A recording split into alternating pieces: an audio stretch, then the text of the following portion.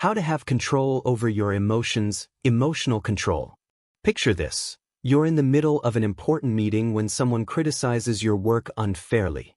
Your heart starts racing, your face flushes with anger, and you can feel the words forming on your tongue, words you'll probably regret.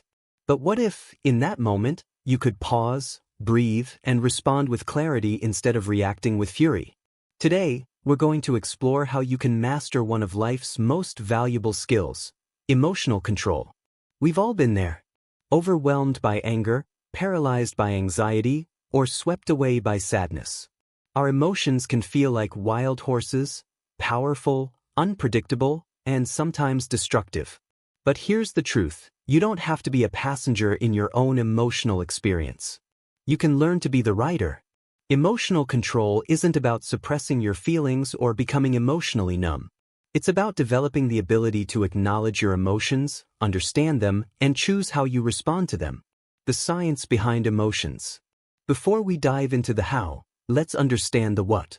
Emotions are complex psychological and physiological states that evolved to help us survive. When you feel fear, your body is preparing you to fight or flee. When you feel joy, you're reinforcing behaviors that benefit you. The key insight?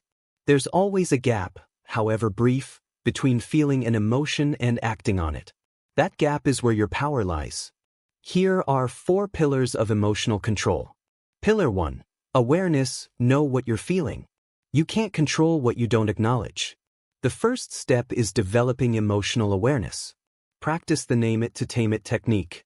When you feel something intense, pause and ask yourself, what exactly am I feeling right now? Be specific. Instead of saying, I feel bad, try, I feel frustrated because I think I'm not being heard, or, I feel anxious about this deadline.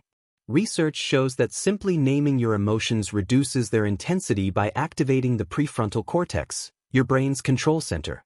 Pillar 2. Understanding, know why you're feeling it. Every emotion has a message. Anger often signals that a boundary has been crossed. Fear warns us of potential threats. Sadness helps us process loss and seek support. Ask yourself, what is this emotion trying to tell me? Don't judge the emotion as good or bad, treat it as information. Pillar 3. The pause creates space between trigger and response. This is where the magic happens.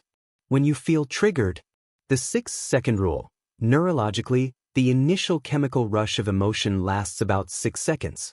If you can ride out those first few seconds without reacting, you give your rational mind time to engage. Try the stop technique.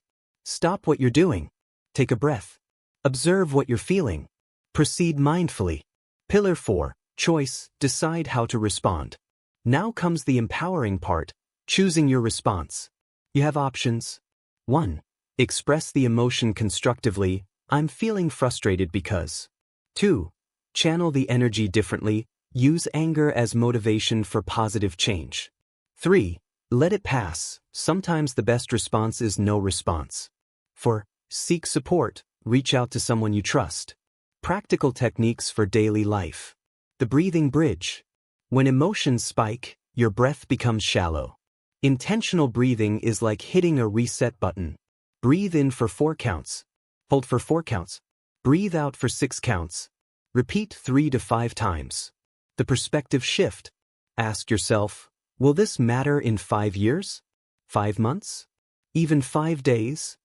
This isn't about minimizing your feelings, it's about right-sizing them. The body scan. Emotions live in your body.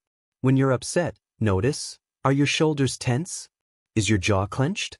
Consciously relax these areas to signal to your brain that it's safe to calm down. The reframe game. Challenge the story you're telling yourself.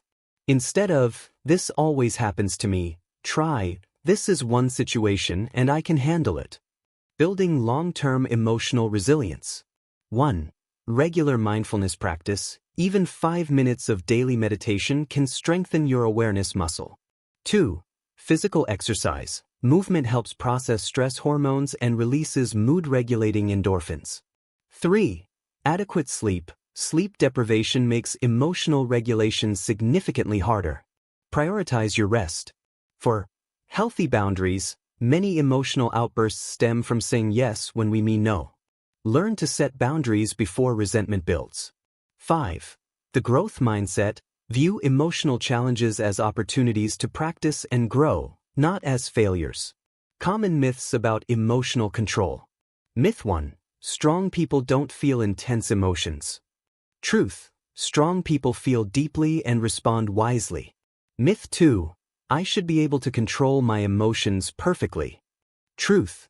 Perfect control is impossible and unhealthy. Aim for conscious response, not emotional suppression. Myth 3. Emotional control means being logical all the time. Truth. Emotions provide valuable information. The goal is integration, not domination of feelings by logic. When to seek additional support. Remember, if you're dealing with persistent emotional difficulties that interfere with your daily life, there's no shame in seeking help from a mental health professional. Sometimes we need additional tools and support, and that's perfectly normal. Mastering your emotions is like learning to dance with them rather than fighting against them. It takes practice, patience, and self-compassion. You won't get it right every time, and that's okay. What matters is that you keep trying. Every time you pause before reacting, every time you choose understanding over judgment, every time you respond instead of react, you're building the muscle of emotional wisdom. Your emotions are not your enemy. They're not something to be conquered or suppressed. They're a part of your human experience that, when understood and skillfully managed, can become one of your greatest assets. Start small. Try one technique today. Notice what you're feeling without trying to change it. Remember, you have more power over your emotional experience than you might think. The journey to emotional mastery begins with a single breath, a single pause, a single moment of choosing awareness over automaticity. Thank you, and remember you've got this.